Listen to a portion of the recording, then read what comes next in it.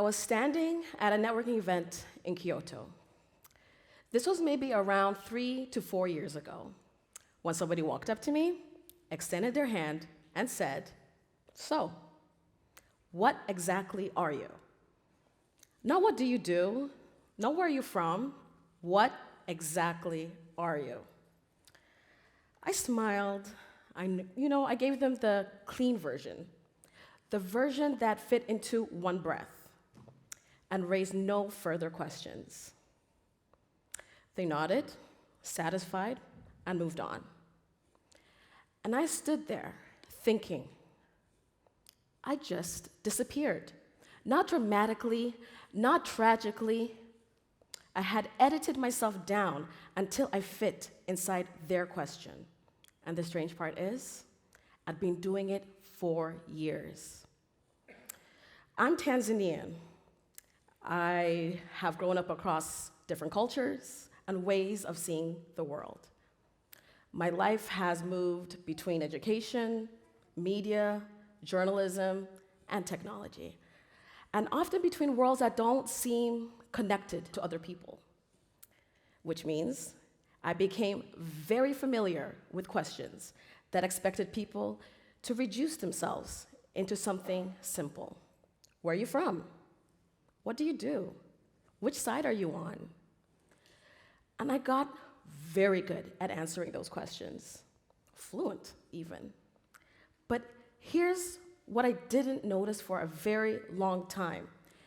Every time I answered those questions cleanly, I was also agreeing to become smaller than I actually was. Not because the questions were cruel, but because they were narrow. And I kept fitting myself inside them. There was a period where I was teaching during the day and podcasting at night, living between two different worlds that felt completely separate for most people I met. Depending on who asked, I became either the teacher or the podcaster, never both. Never the person trying to understand how stories shape people and how people shape each other through conversation. And after a while, something unsettling started to happen. I became automatic. I'd walk into rooms already prepared to reduce myself into the version that made people comfortable the fastest. I remember once leaving a dinner surrounded by intelligent, interesting people and realizing nobody there actually knew who I was. Not because they didn't care, but I had never given them the chance. That was the moment I realized sometimes invisibility, it is not imposed upon us. Sometimes we participate in it. I want to tell you something that took me too long to understand. You can not always control the question that people ask, but you can decide which version of yourself answers them. Because most questions arrive with a shape already built in. What do you do? Expects one role. Where are you from? Expects one place. Which side are you on? Expects one answer. The question draws a box, and most of us, without even noticing, step inside it. We're not lying. We're not even simplifying it exactly. We are accepting the frame. And when you accept the frame often enough, something quieter starts to happen. The parts of you that don't fit stop getting airtime. And over time, what doesn't get airtime starts to feel less real. This is not just a communication problem. It is an identity problem. And it often begins with something as small as a question. Now, maybe some of you already know your reflex answers. I'm just a teacher. I work in finance. I'm a stay-at-home mom. I'm in tech. Answers that are technically true, but emotionally incomplete. So, what do you do instead? You do not fight the question. You do not refuse to answer it. You answer it, and then you open a door. I call it the pivot sentence. The structure is very simple. Acknowledge, expand, redirect. You give the expected answer, and then you add one sentence that reveals something more human, more dimensional, more true. For example, what do you do? I teach, but what I'm really interested in is how people form beliefs and how conversations either opens that up or shuts it down. Or, where are you from?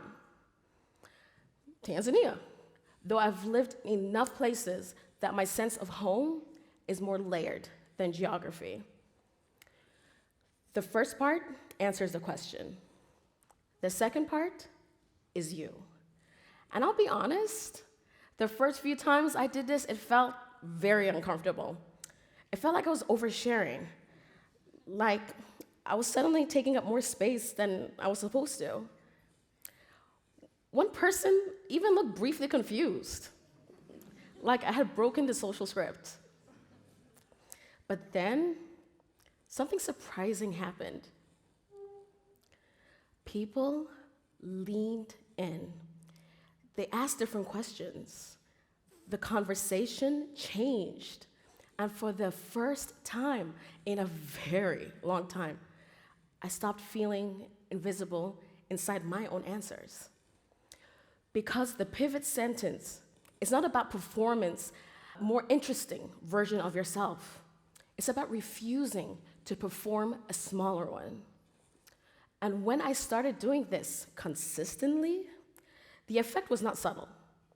People did not just understand me differently, they engaged with me differently. Because when you expand your answer, you quietly give the other person permission to become more dimensional too.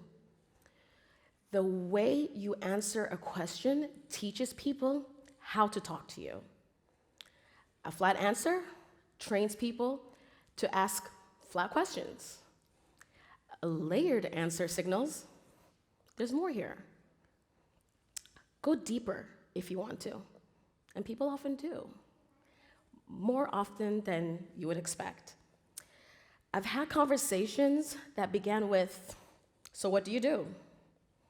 And it ended with discussions about identity, belonging, grief, ambition, fear, migration even, purpose. Not because somebody asked the perfect question, but because someone refused to let the first question become the ceiling. That's not charisma. That's not luck. That is one deliberate sentence. So, before your next conversation, and I mean the next one, think about the question that you're always asked. The one that you have or answer automatically. The one that comes out before you've even thought about it. Now ask yourself, what version of me does this answer leave out? And then write one sentence that goes further. Not a speech, and not a performance, please don't.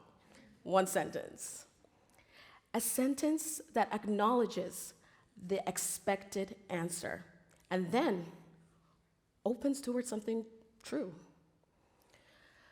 Practice it until it stops feeling performative, until it starts feeling like recognition. Because that sentence is not just a conversational tool. It is a small act of self-definition. Every time you use it, you're deciding which version of yourself walks into the room. What exactly are you? Maybe that was never a small question, because that question that people ask do shape conversations. But the answers we choose shape us too. And maybe the next time someone asks you who you are, don't disappear. Thank you.